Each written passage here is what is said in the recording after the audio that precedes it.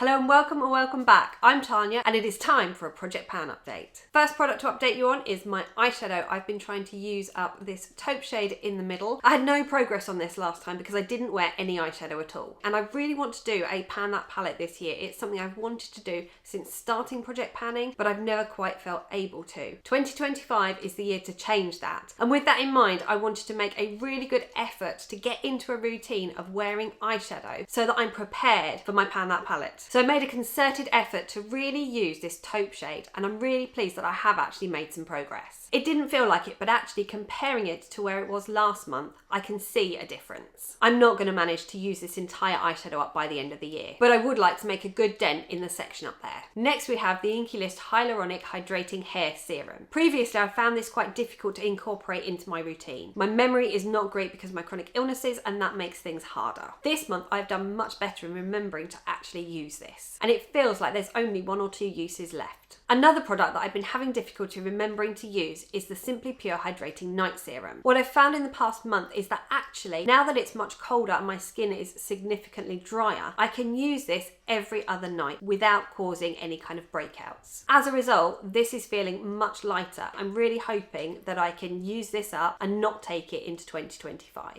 After finishing up my lipstick last month, I decided this month I would be working on a uses basis for some lip products. My goal is to use each of them 10 times. So far I've used Revlon Blushing Mauve 6 times. This is a great warm pink tone that I have been really enjoying reaching for, and I've been wearing it with the Charlotte Tilbury Pillow Talk lip liner. I've used my DIOR Matte Lipstick in 999 twice. This isn't a surprise, it's a red lipstick, it's a bold lipstick, it's not an everyday wear kind of lipstick. I wore it on Halloween because Elise had face paint on, so I thought I would kind of join in the kind of semi-dressing up, and then I wore it to a classical music concert that we went to. I'm definitely going to be using this much more as we approach Christmas, and I've been pairing this with No7's Fire lip liner. Gosh lipstick in Smoothie is one that I've used twice. I do find this pulls a little bit brighter than I would usually opt for everyday wear. It is a matte and my lips are quite dry at the moment, which might be why I haven't reached for it more. I think this is going to be the hardest lipstick to reach my uses goal, but I am going to persevere with it. I've been enjoying pairing this lipstick with Max Factor Pink Princess lip liner. And finally we have my NARS lip gloss in Dolce Vita, which is what I'm wearing on my lips at the moment, paired with Barry M lip liner in number 9. This is a really beautiful shade. Initially I had difficulty using it and trying to avoid it bleeding into the fine lines in my lips. I bought Max Lip Prep and Prime. Goodness, that's hard to say. And that has been really helping. I've also found that if I line my lips and then put the lip gloss in the centre of my lower lip, not quite to the very out, and sort of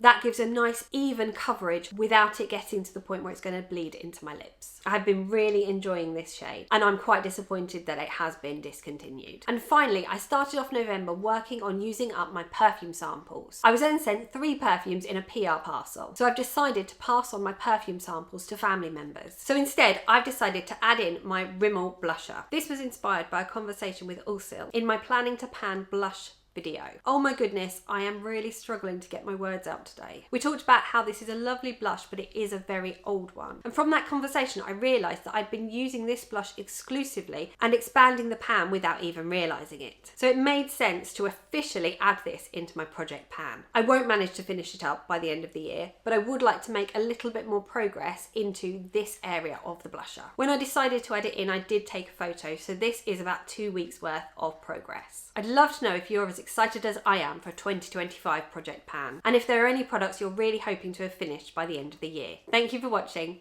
Bye!